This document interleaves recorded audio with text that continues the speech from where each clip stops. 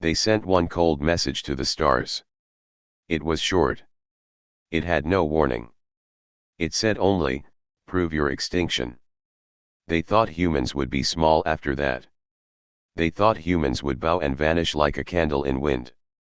They thought the loud, messy species of Earth would fold under the rules of others. They were wrong. From the first line, the voice of the story is steady and clear. It does not rush. It does not shout. It tells what happened as if someone sits by a dim lamp and remembers. It says the hard things first, then shows how small, human actions filled the space between fear and hope. On Earth, people heard the message in different ways. Some heard shock. Some heard a dare. Others heard a countdown to an end. Flags were half-mast in months that never felt right. Markets fell and then rose. Some places filled with song. People are strange like that. When the sky gives a test, some will cheer and some will hide. All of them change. 10 fleets left. They were not small ships. They were proud craft that burned white as they left the atmosphere. They bore heroes and scientists and cooks and nurses. They carried the best of Earth's stubborn will. When the fleets left, the whole world watched. Children pressed faces to glass. Old men turned their radios down. Whole neighborhoods went quiet like books closed.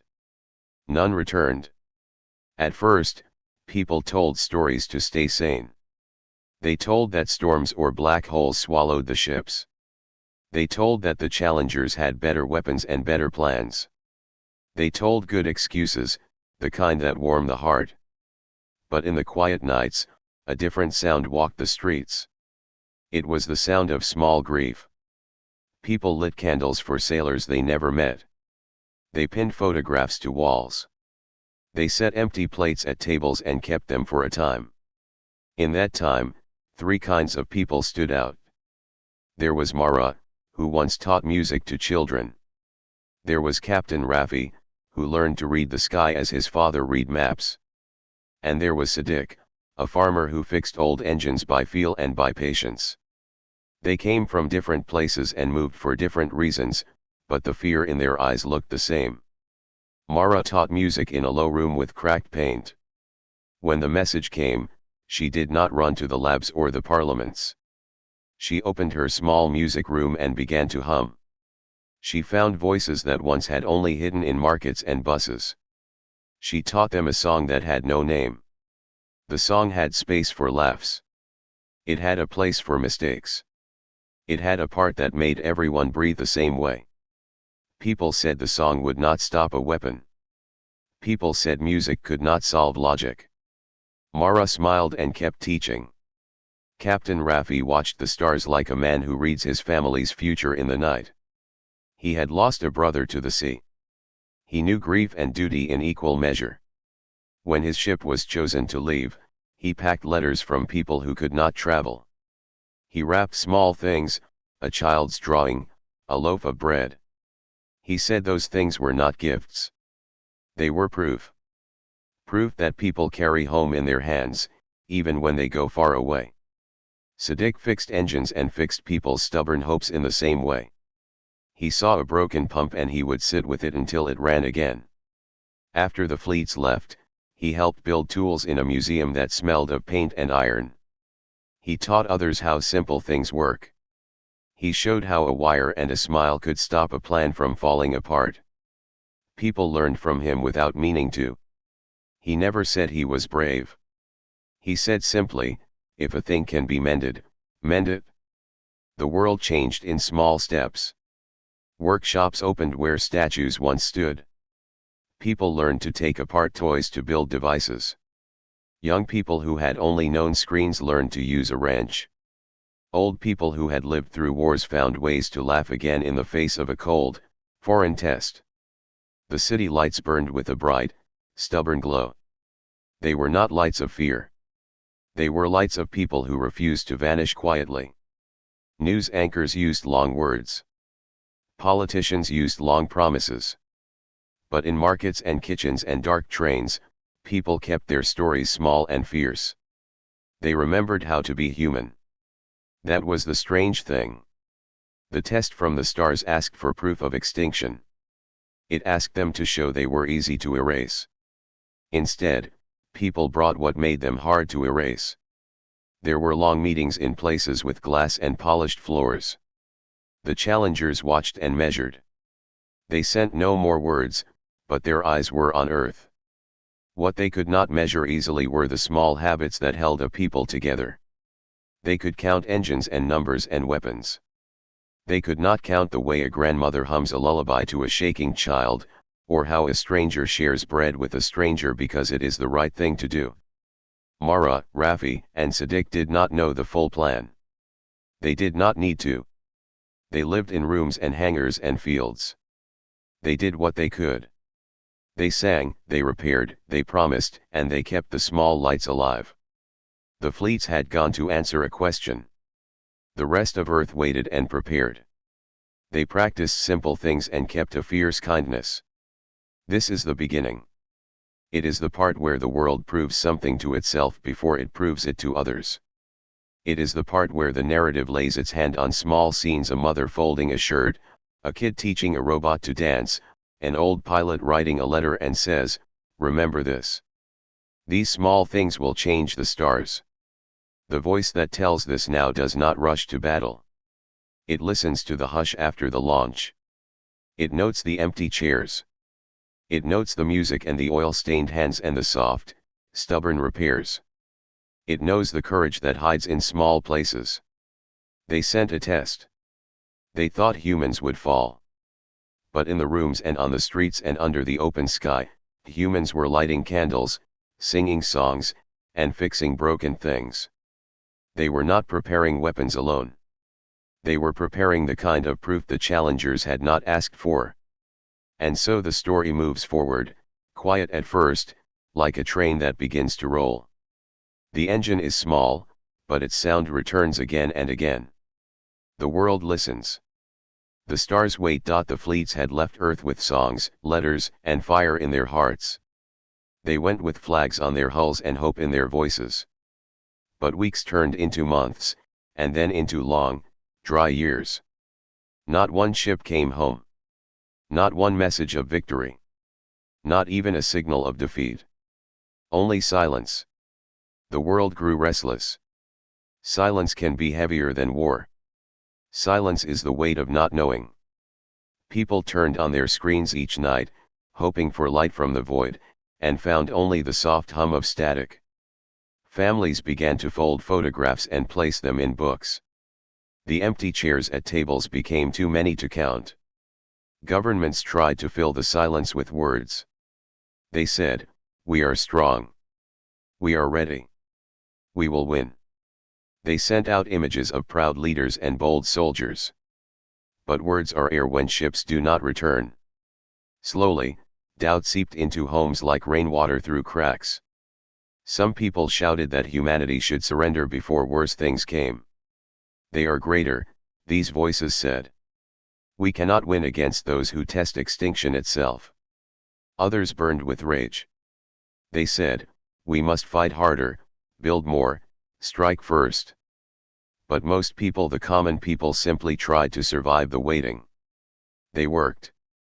They prayed. They told bedtime stories. They built small shelters against the fear that pressed like cold hands on their backs. Mara still taught music, though fewer students came. Some were too afraid to leave their homes. Some had fathers or mothers who never came back from the fleets. She would hum alone in the cracked room, her voice echoing like a thread of hope. One day, a boy came in, thin and pale, carrying his mother's scarf. He asked, "Will singing help bring them back?" Mara knelt, touched his scarf, and said, "Singing will bring us back." Captain Rafi had no ship now, no crew. He walked the ports where fleets once thundered into the sky. Empty hangars stood like skeletons. He found his strength in writing letters for others. Families who had no words came to him. He wrote for them, words to their lost children, to fathers, to sisters. He sealed the letters in envelopes, though no one knew where to send them. Still, people thanked him. To write hope is sometimes to keep hope alive. Siddiq worked in the museum that had become a workshop. The great marble halls now rang with hammer and flame. Ancient statues stood beside piles of tools. He taught young workers to take apart broken radios, to twist wires, to rebuild drones from scraps. People laughed sometimes when the drones fell apart mid-flight. Better to laugh now, Siddiq would say, than to weep later. The students loved him because he never gave up, even when sparks burned his hands. But outside these small stories, a shadow grew. The challengers had not spoken since the first message. No warnings. No demands. No terms. Their silence was worse than threats. It was the silence of judges who had already passed their verdict and were waiting for the proof. And then one night something broke the silence. Not a fleet. Not a signal of triumph.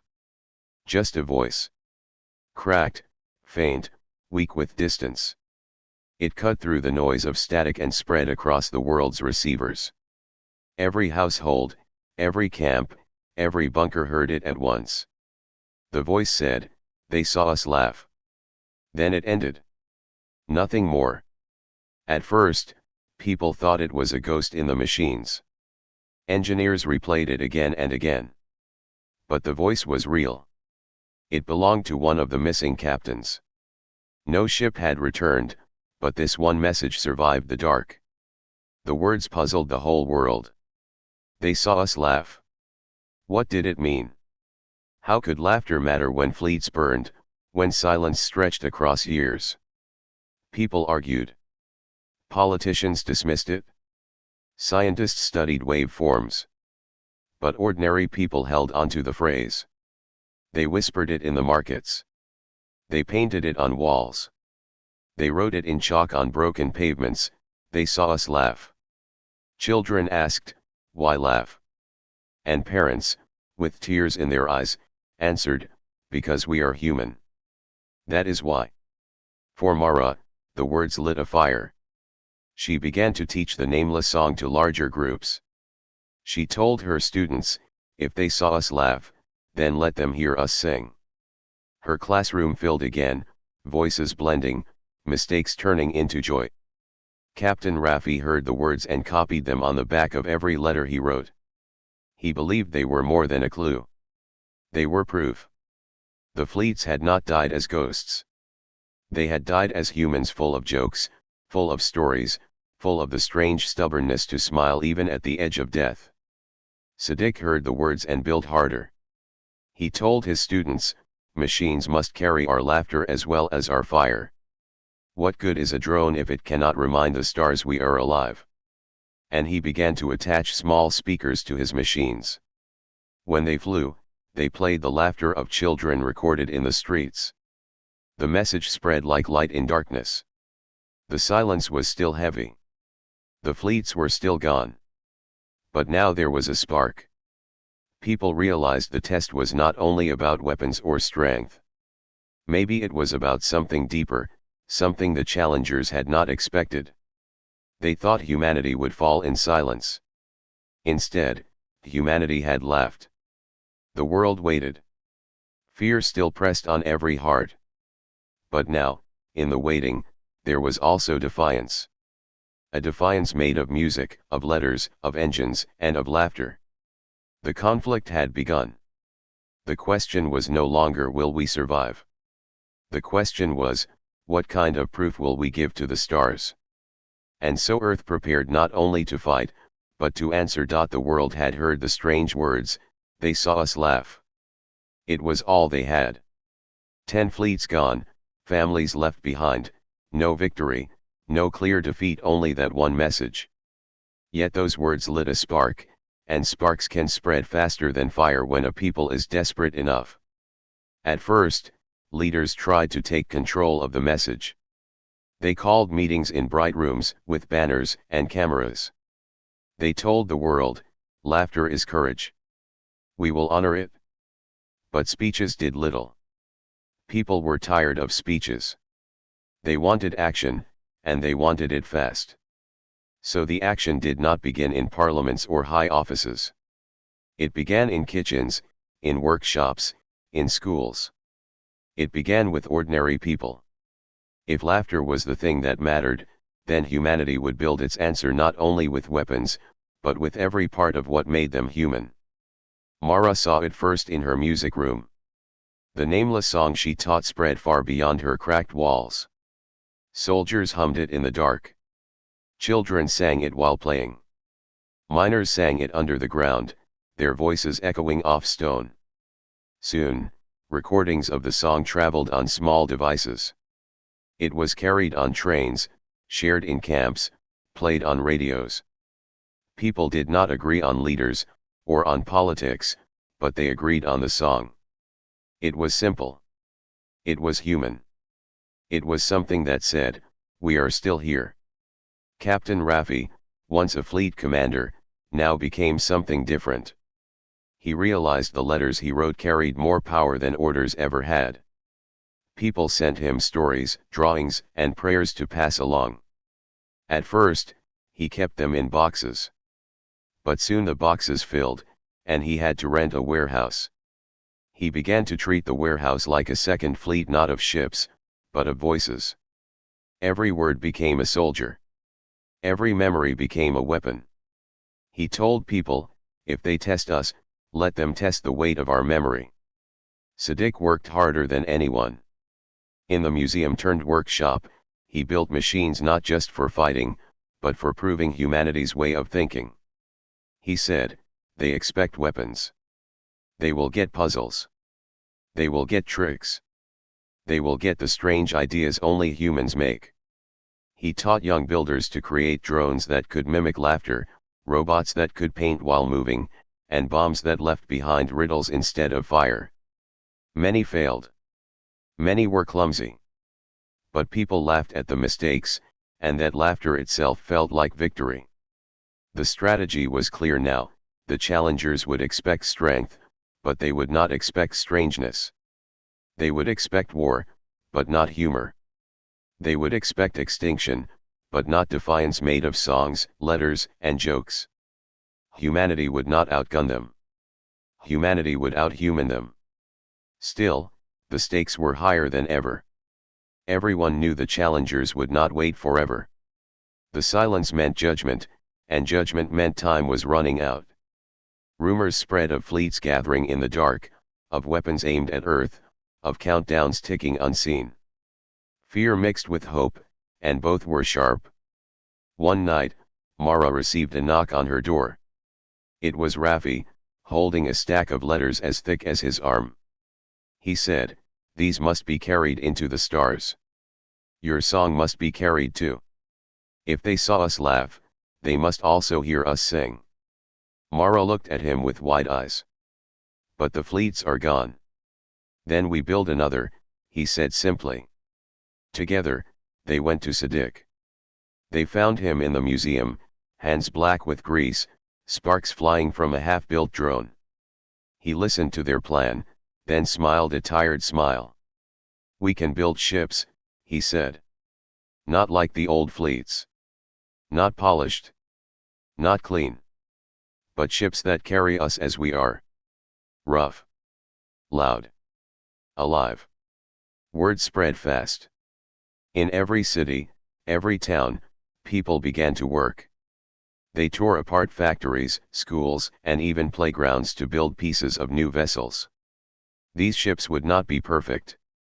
They would not shine. But they would carry the voices, the songs, the letters, and the laughter of Earth. Children recorded their giggles into small data crystals. Old men wrote jokes on scraps of paper. Families painted bright colors on steel panels before they were bolted into place. These ships were not machines of war alone, they were machines of proof. Proof that humans were more than numbers, more than soldiers, more than prey. The challengers had designed a test: extinction or survival. But humanity began to design a different answer. Not just to survive, but to show why they should survive. The stakes were clear. If these ships failed, if they did not return, then Earth would fall. Not with fire, but with silence. And silence was worse. So the people worked day and night. And in the streets, on the radios, in the workshops, voices kept repeating the same words, "They saw us laugh." It became a chant. It became a shield. It became the heart of Earth's strategy. Mara sang louder. Raffi wrote more letters. Siddiq built faster. And all across the world, millions joined them, each in their own small way. Some cooked food for workers. Some told bedtime stories to calm children. Some simply kept the lights burning in the night, so no one felt alone. The strategy was not about one hero or one ship. It was about all of humanity, messy and stubborn, standing together. The stakes were not just life or death, but memory or oblivion. Would the stars remember Earth as just another fallen world? Or would they remember Earth as the world that laughed in the face of extinction? That was the question. That was the fight. And the answer was being built, one song, one letter, one broken piece of metal at a time. The world worked like it had never worked before. Ships rose piece by piece in dusty hangars and broken factories. Songs echoed through streets. Children's laughter was carried in data crystals ready to be launched into the void. Humanity was preparing its answer. But then something happened that no one expected. Another transmission arrived. Not a threat. Not a demand. Just a broken, half-faded recording. It came from the last fleet that had vanished into the dark. The message was short, but it carried a weight no one could ignore. A woman's voice, tired but steady, said, "They saw us laugh." And they couldn't understand. They stopped. The message ended in static. The world froze. People played it again and again. Governments argued over its meaning. Some said it was a trick by the challengers. Some said it was only broken data, a glitch of deep space. But ordinary people, those who had carried the weight of silence for so long, knew it meant something more. It meant that laughter, that strange, human reaction to fear and pain, had shaken the test. Mara felt it first. She remembered the boy who had asked if singing would bring his father back. She remembered telling him, "Singing will bring us back." Now, hearing the tired woman's voice, Mara wept. She knew then that music and laughter were not weak distractions. They were weapons the challengers could not measure. She went to her students and said, "They could not understand our laughter. So let us sing louder." And she taught them new verses to the nameless song, verses full of clumsy joy and sorrow. When they sang, their voices cracked, but the cracks made it more real. Captain Raffi listened to the recording in the silence of his warehouse. Around him, thousands of letters lay stacked like walls of memory. He whispered, "They stopped, because of laughter." He picked up a pen and began writing faster than ever. He wrote to the missing crews, to the unborn children of Earth, to the stars themselves. Every letter ended with the same words, "We laughed, and we lived." The letters spread like wildfire. People read them aloud in marketplaces, at funerals, at weddings. They carved them into wood, painted them onto walls, and whispered them into the ears of children before sleep. They were no longer just letters, they were a new kind of scripture, written not by priests, but by the common grief and stubbornness of humanity. Siddiq also listened, his hands black with oil as always. He leaned back from the machine he was building and stared into the shadows of the museum workshop. He said softly, "If laughter can stop them, then we will give them more laughter than they can bear." His students laughed at the thought. "How do you weaponize laughter?" one asked. Siddiq smiled. "You don't. You just make sure they can hear it." And so they built machines with speakers that carried jokes, songs, and stories. Drones that broadcast voices of children. Missiles that, before striking, played the sound of human laughter through the void. Even if they failed, the message would be clear: we are not afraid to be human. The emotional turn had come. Humanity began to realize that their true strength was not in stronger weapons or sharper blades. It was in the strange, messy things no other species seemed to understand: laughter in the face of death, kindness in the middle of fear, the ability to sing when the world was ending. In one small village, a grandmother told her grandson, "Do you see? They tested extinction, but they found joy. And joy has no manual. Joy cannot be measured." The boy asked, "Will joy save us?" The grandmother smiled. "It already has. It kept us alive when silence told us we were lost." The challengers had built their tests to break species, to prove they were nothing but survival machines. But humanity was not a machine. Humanity was not just survival. Humanity was laughter, sorrow, art, mistakes, and hope, all tangled together. That was what made them dangerous. That was what made them different. The more people thought about it, the clearer it became: humanity did not need to fight the challengers on their terms. They needed to force the challengers to face something they had never faced before. Not weapons, but humanity itself. And so the new fleets took shape with a new mission. They were not fleets of silence. They were fleets of voices, of colors, of sound. They carried not just guns, but music halls. Not just drones, but books. Not just armor, but letters and laughter. The risk was still terrible. Everyone knew it. These fleets could fail. They could vanish like the others. But for the first time, the silence was no longer heavy with fear, it was alive with hope. The tired woman's message had changed everything. The world now believed that the test was not about who had the sharpest sword. It was about who could hold on to themselves when the blade was at their throat. And humanity, stubborn and strange, had chosen to hold on with laughter.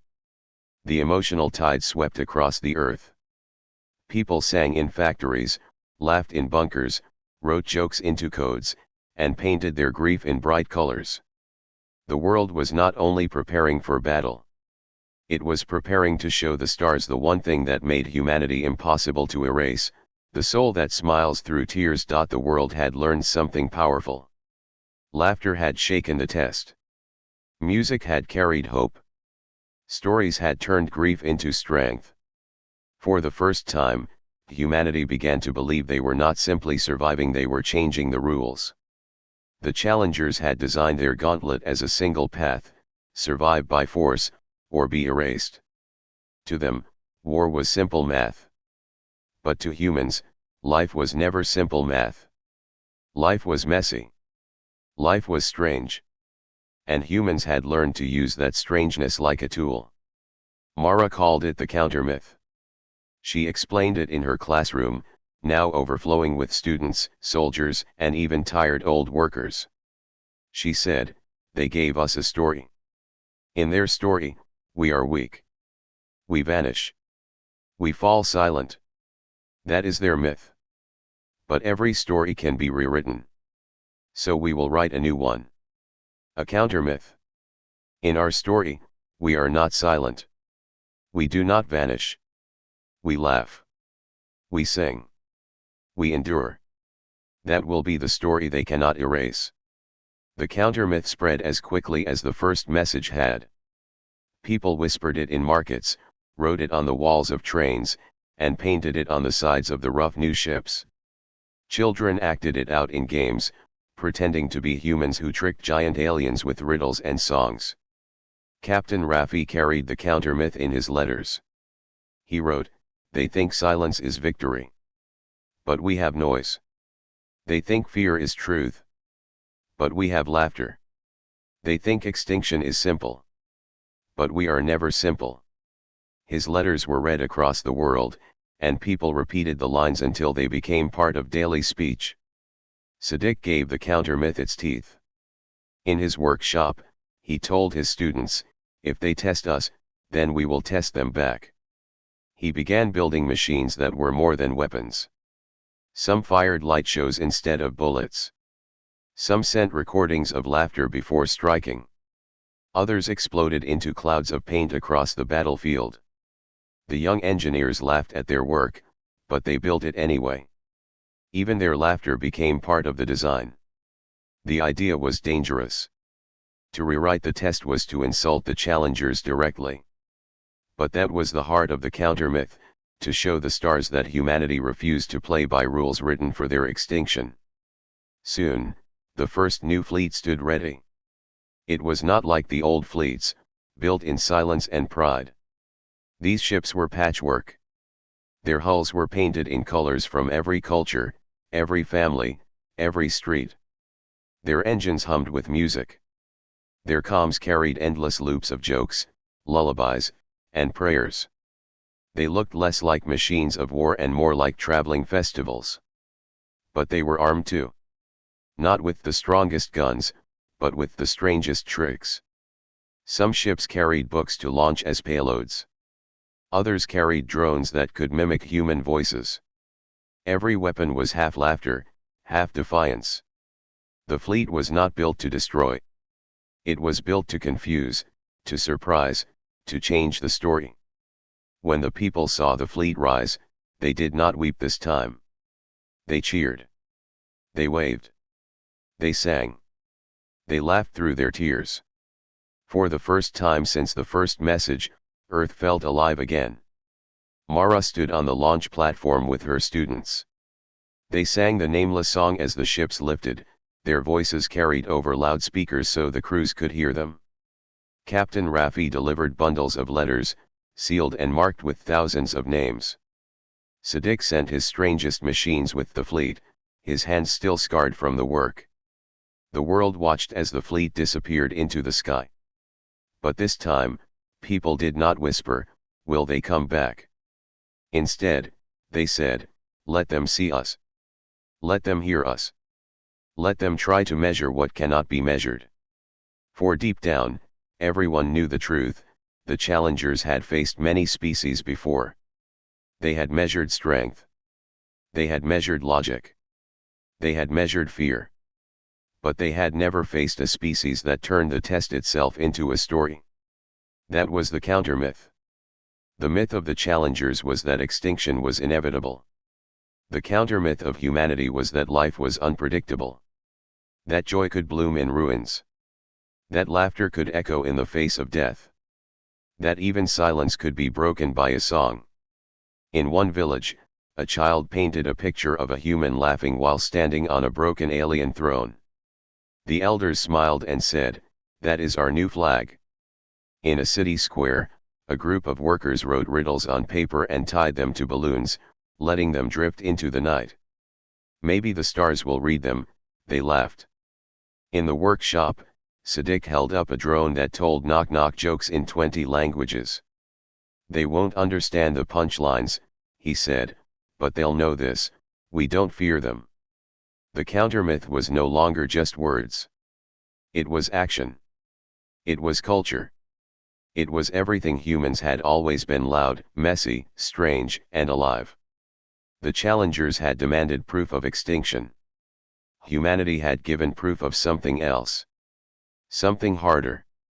Something dangerous. Proof of existence.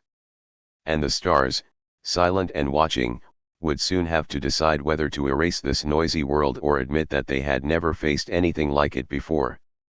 The fleets carried the counter-myth into the dark. Earth waited, not with silence, but with laughter, songs, and lights burning bright through the night. The test was no longer theirs alone. Humanity had made it a story. And in stories, humans rarely lose. The human fleet did not slip quietly into the dark. It announced itself. As the ships crossed the edge of Earth's skies, they broadcast music, voices, and laughter into the void. No code. No secrecy. Just noise. To the challengers, it must have seemed like madness. To humanity, it was strength. The stars answered. The challengers' fleet arrived in silent, sleek ships of black steel, moving like shadows. Their design spoke of cold precision. No symbols. No color. No songs. Only emptiness. To them, Silence was power. To humans, it was a threat.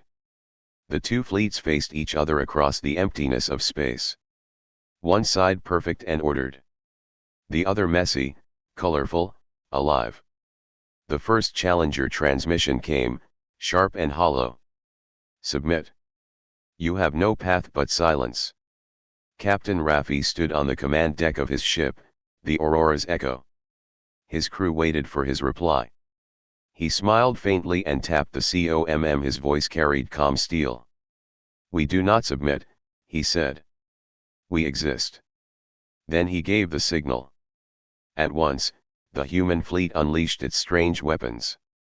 A storm of drones scattered into space, each broadcasting songs and jokes in 100 languages. Beams of light cut through the dark, not as weapons, but as patterns, shapes of animals, faces, and letters dancing across the void. Missiles flew, but many burst into clouds of glittering paint, splashing across the hulls of the Challenger's ships. The void became a carnival. For the first time in the history of their tests, the Challengers hesitated. Their silence cracked. Their ships shifted, unsure. Then came their reply. Energy beams lashed out, cutting through human ships. Shields broke. Metal burned. The Challengers struck with terrible force, as if trying to erase the noise. But the humans kept singing. Inside the Aurora's Echo, as alarms screamed and lights flickered, the crew began to chant the nameless song Mara had taught. Their voices carried over the comms to other ships, spreading like fire. Soon, dozens of voices turned to hundreds, hundreds to thousands, until the whole fleet sang in defiance. It was not strategy. It was not logic. It was humanity. The Challengers had expected silence after their first strike. Instead, they were met with voices. Not fear, but song. Not surrender, but laughter echoing even as ships burned.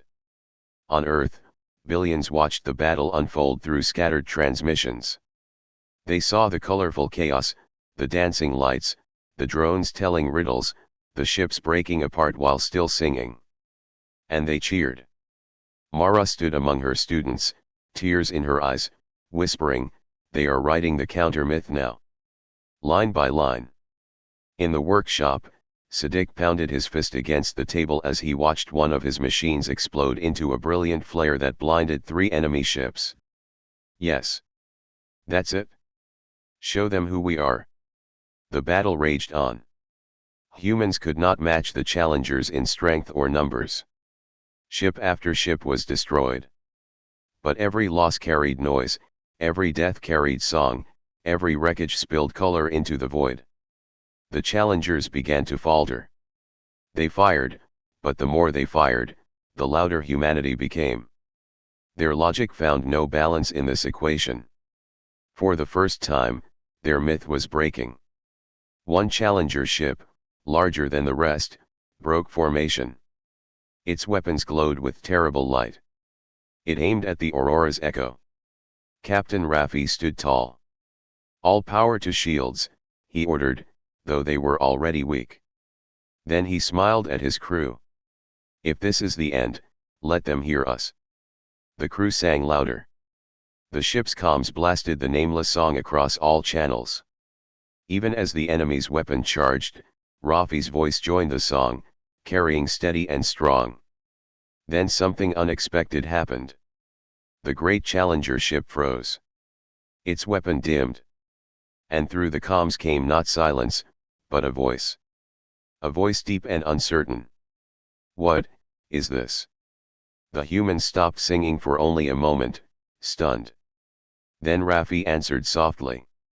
"This is life. This is existence. This is humanity." The Challenger ship did not fire. The others waited, their formation broken. For the first time, there was hesitation. For the first time, there was doubt. Earth held its breath. The turning point had come. It was not strength of arms. It was not the sharpness of logic. It was the song of a people who refused to vanish. The test was no longer simple. The myth of silence had cracked. And now, the challengers would have to decide, destroy what they could not understand or listen to the voices they had never expected. The void had gone quiet. Not human quiet. The human fleet still sang, still sent lights and laughter into the dark. No, the silence came from the challengers. For the first time, their formation broke. Their ships hung in space like frozen statues, their weapons dimmed. They were not used to doubt. They were not used to choice. The voice that had spoken from the great ship echoed again, low and uncertain. They resist. Yet they do not fight as others did. Another voice cut in, harsh and cold. They are chaos. Noise. They must be erased. A third joined, quieter, trembling. But, their noise carries meaning. The challengers had always spoken with one voice. But now, their unity cracked. Humanity had done the unthinkable not with weapons, but with song. With laughter. With refusal. On the Aurora's echo, Captain Raffi watched the hesitation unfold. His crew looked to him, unsure. Captain, are they arguing? Raffi's eyes narrowed. Yes. And that may be the first battle we are truly winning. The human fleet, battered and scarred, held their ground. They could not push forward. They could barely stand. Yet the silence from the challengers told them something new, the test itself was breaking. Far away, on Earth, the transmissions were clear enough for people to hear the alien voices for the first time. Crowds filled city squares, listening to the strange, layered tones. Some trembled in fear. Others cheered. Mara stood among her students, her voice steady. Do you hear it? They are divided. Our countermyth has entered their story. That is why we must keep singing. We must not stop. The students sang. Their voices joined the fleets, carried by comm relays, turning Earth itself into a vast choir. Inside the workshop, Siddiq slammed his tools onto the table. His face was dirty, his eyes fierce. If they're breaking apart, then we push harder. Confuse them more. Show them we don't fit into their rules. He worked faster, building new drones, smaller and stranger, ready to send to the front. He muttered to himself as he soldered wires. Let them try to measure us. Let them fail. Back in the void, the challengers' voices grew sharper. They must be erased. Their defiance breaks order. No, their defiance is order, of another kind. They corrupt the test. They expand the test. The fleet of shadows began to shift, some ships edging closer to attack, others holding back. Beams charged, then dimmed. The once perfect formation rippled with indecision. It was a sight no living human had expected to see, the enemy arguing with itself. On the Aurora's echo, alarms still blared. Hull breaches were sealed with scrap. Lives had been lost. Yet Captain Raffi stood firm, sensing the moment. He ordered his crew, do not fire. Do not break the song. They obeyed. The song carried on, raw and human, filled with sorrow and joy at once. The voices of the dead seemed to live inside it, echoing in every note. And then, one of the challenger ships turned. Not toward the humans, but away. Slowly, it drifted back, breaking rank. Another followed. Then another. Raffi's crew gasped. They're leaving. No, Raffi said softly. They're choosing. The voice of the cold one roared, furious now. Traitors! You abandon the silence. But the uncertain voice rose again, stronger. No. We abandon nothing. We see something new. We cannot unsee it. And just like that, the fracture widened. Half the fleet remained dark and loyal to silence, their weapons glowing with deadly light. But the other half wavered, drifting back, torn between orders and doubt. On Earth, The reaction was electric. People shouted, wept, clapped their hands in disbelief. The test was no longer about extinction. It had become a choice, not only for humans but for the challengers themselves. Mara whispered to her students, "Do you see? Even they are human now, in a way. They cannot agree. They cannot silence doubt." The fracture was dangerous. More dangerous than unity. Because if the challengers chose to turn on one another, the war could consume the stars themselves. And if they chose to reunite against humanity, the test could still end in fire. On the Aurora's echo, Raffi tightened his grip on the rail. "This is it," he said. "The test is no longer ours alone. The stars are breaking." For centuries, the challengers had come to test worlds, expecting silence and extinction. But never before had they left divided. Never before had their myth cracked so deep. Now the void held two forces, silence and song, cold logic and wild defiance. And between them stood a battered human fleet, singing into the dark, daring the galaxy to decide. The fracture among the stars had begun. And nothing would ever be the same again. The void trembled. Two fleets faced each other now, not humans and challengers, but challengers divided. Half clung to silence, weapons charged, ready to erase the noise of humanity. The other half drifted in doubt, shaken by the voices, the laughter, the song that refused to die. The fracture deepened with every passing moment. From the largest of the silent ships came a voice like iron. "Those who hesitate betray the test. Stand firm. Destroy the humans." But another ship answered, its voice trembling, yet steady. "No. To destroy them is to destroy what we do not understand. That is blindness, not order." The humans listened in awe. For the first time in history, their enemies were not one voice but many.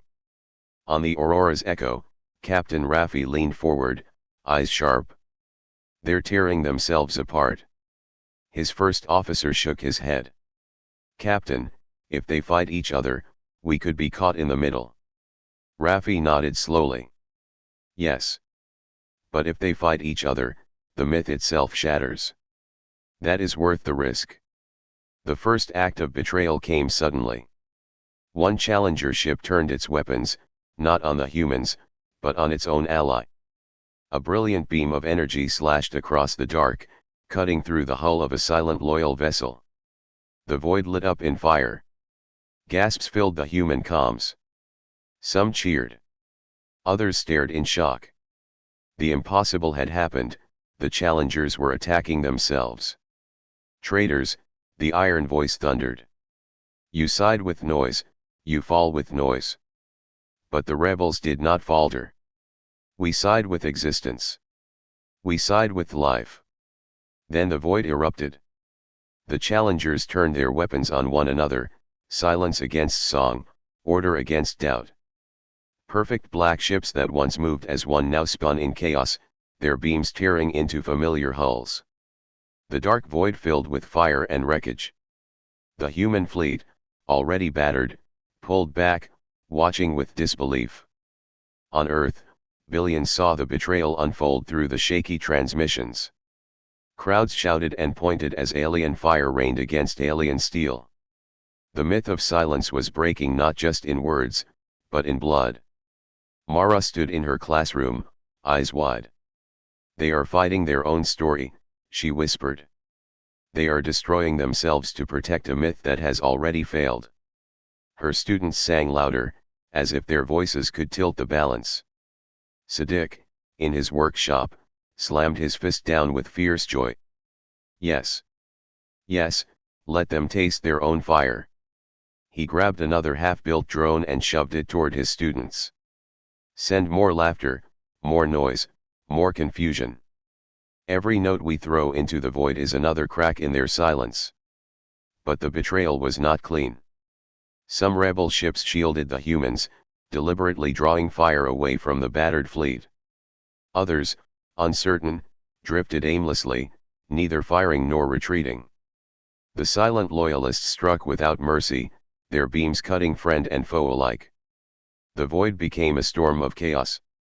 Captain Raffi gritted his teeth as his ship shuddered under the shock waves. Hold course. Do not strike unless we must. Let them fight themselves. His crew obeyed, though their hands shook. They sang even louder now, their voices trembling but unbroken. In the middle of the storm, the great iron-voiced ship advanced.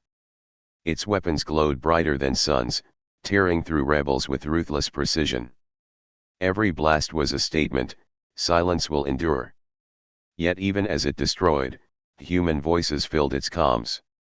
Raffi's crew had targeted it with pure noise songs, laughter, poems, prayers, stories. Every channel flooded with humanity. And for the first time, the iron voice faltered. It roared in rage, but its roar carried doubt. On Earth, the people did not stop watching, even as fear gripped them. They whispered to one another, if even the stars can betray themselves, then maybe the myth is already dead. In the squares and the markets, they sang louder. In the villages and the cities, they painted brighter. Humanity answered betrayal with noise, refusing to vanish.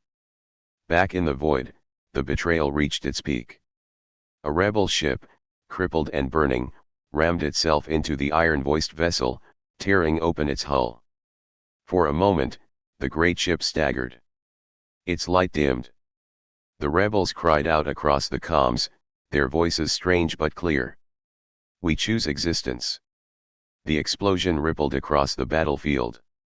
Silence cracked. Order broke. The void that had once belonged to the challengers was no longer theirs. It was chaos. It was noise. It was war not of humans versus stars, but stars against themselves. On the Aurora's echo, Captain Raffi stood silent, his crew watching the firestorm. His voice came steady. This is the betrayal they never expected. Not ours, theirs. Their silence is no longer whole. And when silence breaks, it cannot be repaired. The betrayal in the void had begun. And humanity, scarred but unbroken, was still singing. The void burned. Where once the challengers had moved as a single, perfect machine, now wreckage drifted across the stars. Black ships torn apart. Fires spilling into the endless dark. Silence itself, shattered.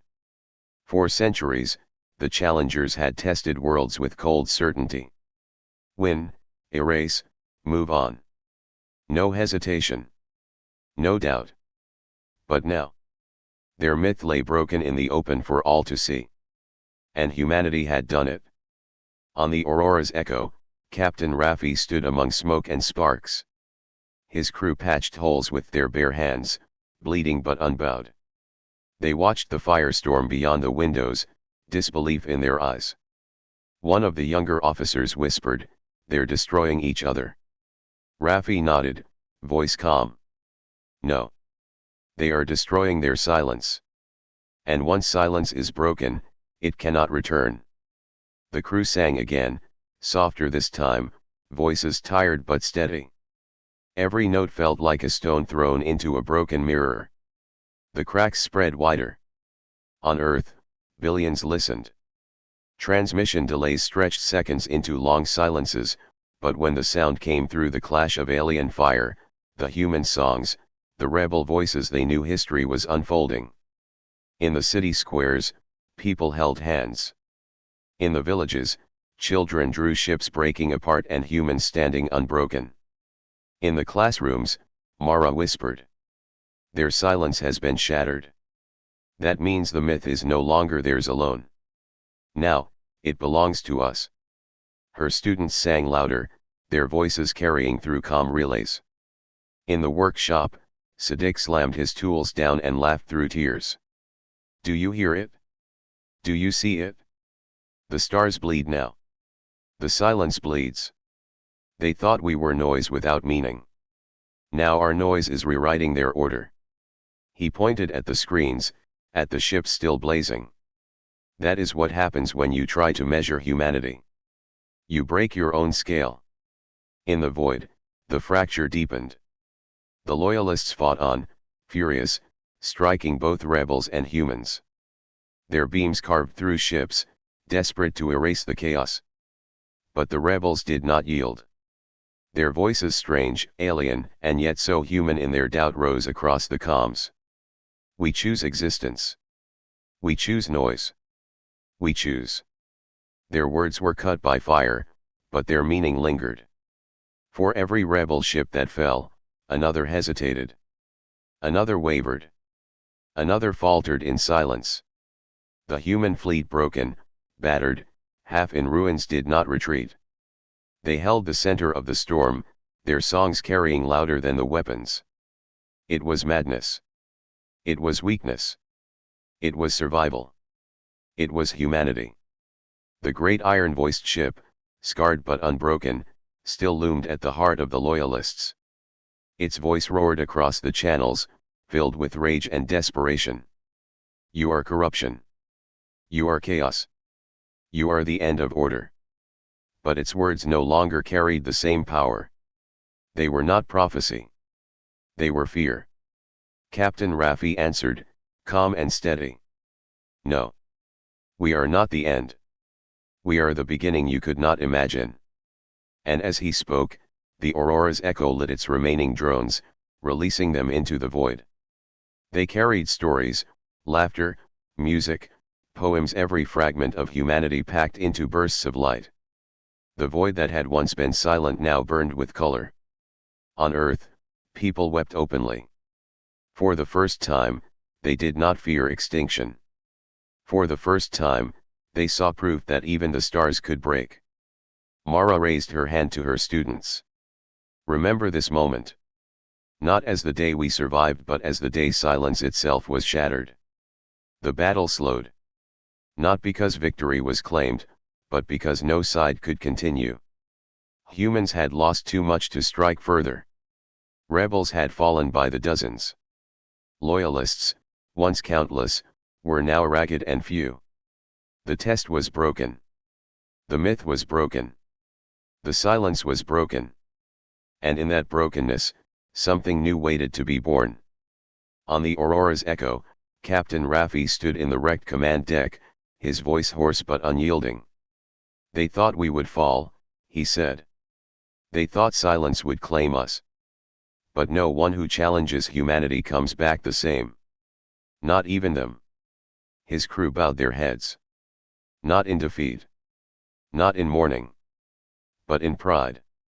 Because even in ruin, humanity had written its own ending. The shattered silence drifted across the stars. Wreckage floated in endless dark. Voices, both human and alien, still echoed in the comms. And somewhere beyond, the galaxy listened. Because once silence is broken, it cannot ever be restored. The void no longer belonged to silence. It belonged to stories. Wreckage drifted between stars. Ships, human and Challenger alike, floated broken, their fire fading. But the echoes remained. Voices carried. Songs lingered. Laughter still shimmered across the channels. The test was over. But not in the way the challengers had planned. On the Aurora's echo, Captain Raffi stood tall among the ruins of his command deck. His ship was scarred, half its systems gone, but his crew was alive. They still sang softly, even through cracked lips and weary eyes. He looked at them and said, "We have not only survived. We have changed the story. That is greater than victory." His words spread across the fleet.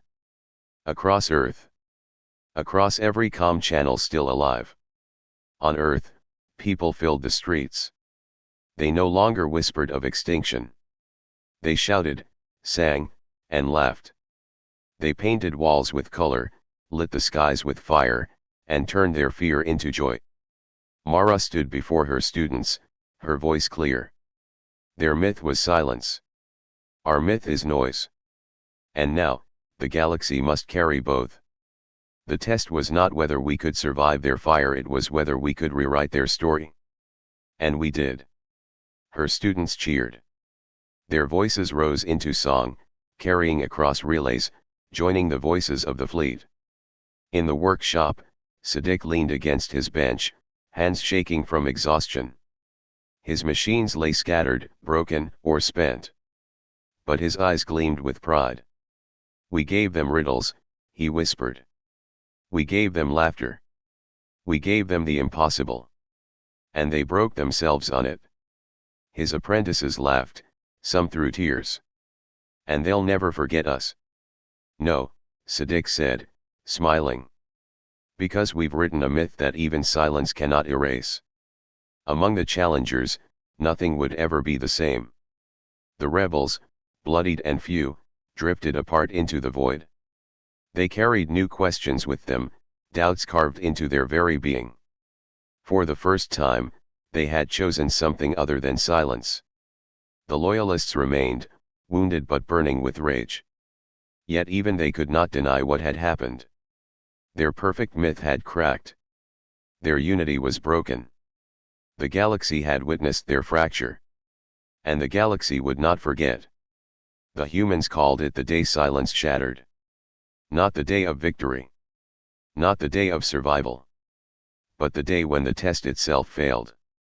For centuries to come, stories spread. People told how laughter had turned weapons aside, how songs had confused machines, how voices had broken silence. Children played games of rebels and singers. Elders whispered of Raffi, Mara, and Siddiq as the first authors of the countermyth. And slowly, the truth took root. Humanity had not only survived the test. They had rewritten it. Captain Raffi, in his final broadcast before his ship limped back to Earth, spoke the words that would be remembered across generations. "They thought we would fall.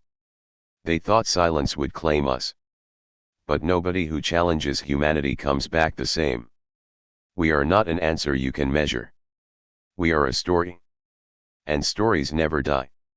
The galaxy listened. Worlds that had once feared the challengers began to whisper of hope. Species that had once gone silent began to wonder if they too could resist. And the challengers themselves, fractured and uncertain, carried the noise of humanity inside them. The silence of the stars was no longer pure. It was shattered. And inside that shattered silence, a new myth was born. It was not a myth of war. It was not a myth of extinction. It was a myth of existence. Of voices rising where silence demanded nothing. Of laughter echoing where fear had ruled. Of humans loud, messy, stubborn, alive, standing unbroken in the face of the impossible. Mara told her students. "We were tested. And we tested them in return. That is the way of stories. They thought the end was silence. But we showed them there is no end. Only beginnings." Siddiq told his apprentices. "Build louder. Build stranger. Build so that no one, not even the stars, can measure us again." And Captain Raffi, his name carried in every letter he had ever written, became a legend, the man who answered silence with song. The test was over. The story had only begun. And humanity, for the first time in history, looked at the stars not with fear, but with a smile. Because the new myth was theirs now. And no one would ever take it away.